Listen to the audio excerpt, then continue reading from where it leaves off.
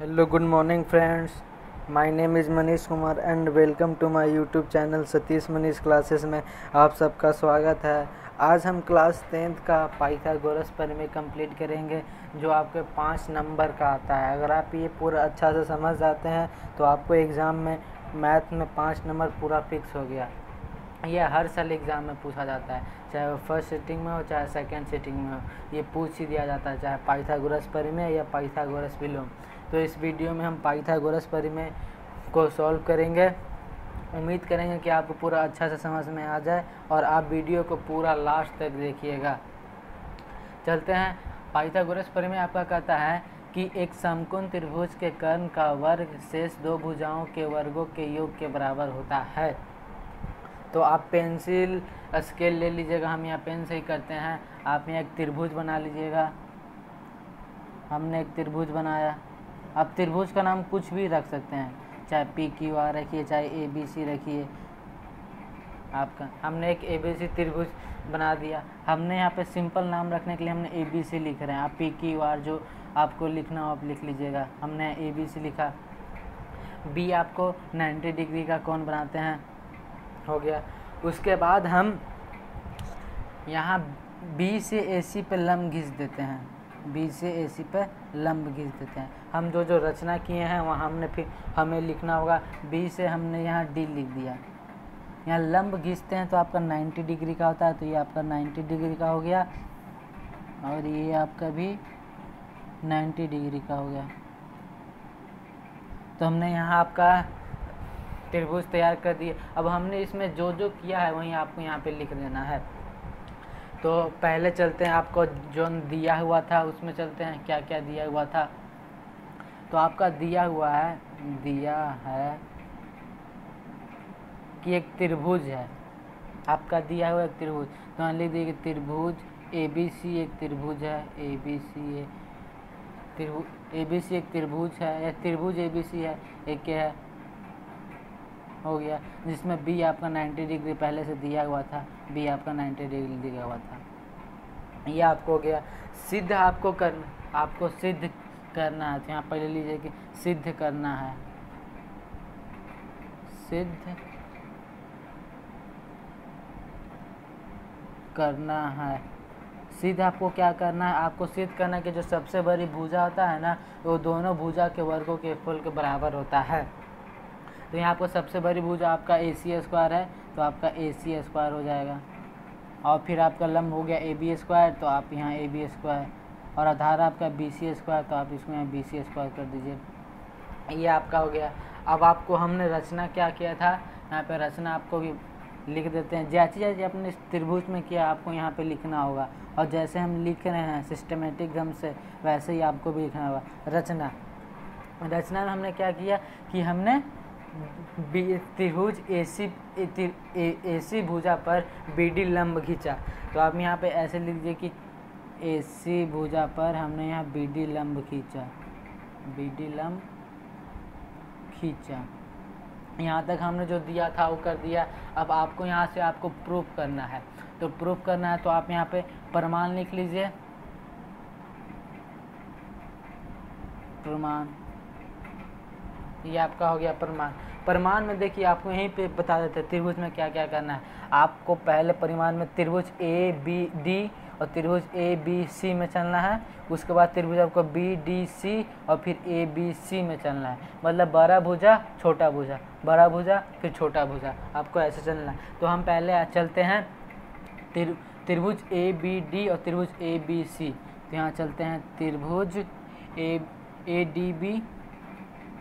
ADB व त्रिभुज ABC। देखिए हमने ADB में चला और फिर उसके बाद ABC में चला। ये हो गया आपका। इसके बाद ये त्रिभुज लिए। अभी दोनों त्रिभुज में आपको कॉमन करना है कि क्या चीज़ कॉमन हो रहा है। तो आप देखेंगे तो एंगल ADB बराबर एंगल ABC आपका क्या है, 90 डिग्री है। देख लीजिए यहाँ ADB आपका 90 डिग्री था, ABC आपका 90 डिग्री। तो एक आपका तो हो गया दूसरा देखेंगे कि कौन ए बराबर कौन आपका ए है, इसको बोलते हैं उभयनिष्ठ। दोनों भुजा में आपका शामिल हो रहा है, ए डी बी और ए बी सी दोनों भुजा में शामिल है, तो ये आपका हो गया उभयनिष्ठ।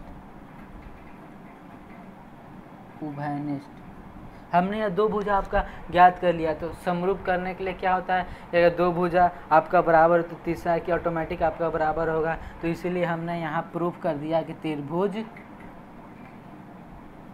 ए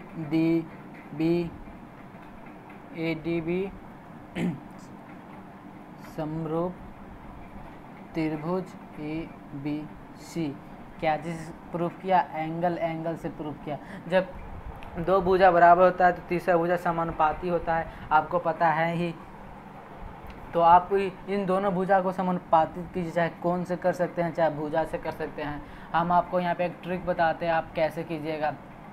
ट्रिक ये है कि आप पहले इसको ले लीजिए, ए डी को ले लीजिए, यहाँ पे ले लीजिए अतः ए डी। आपने यहाँ ए डी को लिया तो यहाँ ए बी को इस भुजा से ले लीजिए, ए बी, इसको फिर बराबर कर दीजिए।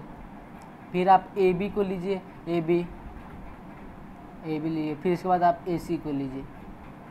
यह आपका संगत भुजा समानुपाती हो जाएगा। और फिर आपको कुछ नहीं करना, आपको तिरछा गुना कर देना है। जैसे आप करते हैं तो हम तिरछा गुना करते हैं, तो आपका आता है ए डी गुना ए सी बराबर, ए बी को दो बार करेंगे तो आपका ए बी स्क्वायर आ जाएगा।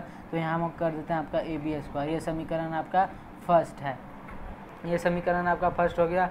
अब चलते हैं दूसरा, उसी त्रिभुज में दूसरा बार ए आपका कौन, आपका त्रिभुज बी डी सी में और फिर ए बी सी में चलते हैं। तो करते हैं, यहाँ पे लिख देते हैं त्रिभुज, पुनः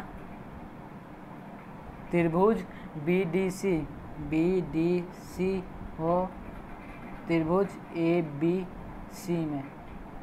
देख लीजिए बी डी सी और ए बी सी में, बी डी सी में तो आपका एंगल बी डी सी बराबर हो जाएगा एंगल ए बी सी, ये आपका हो जाएगा 90 डिग्री।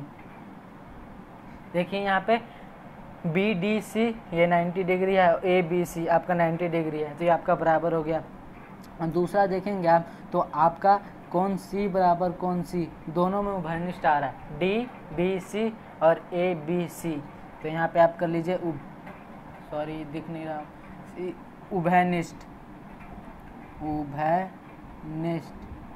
ये आपका हो गया उभयनिष्ठ।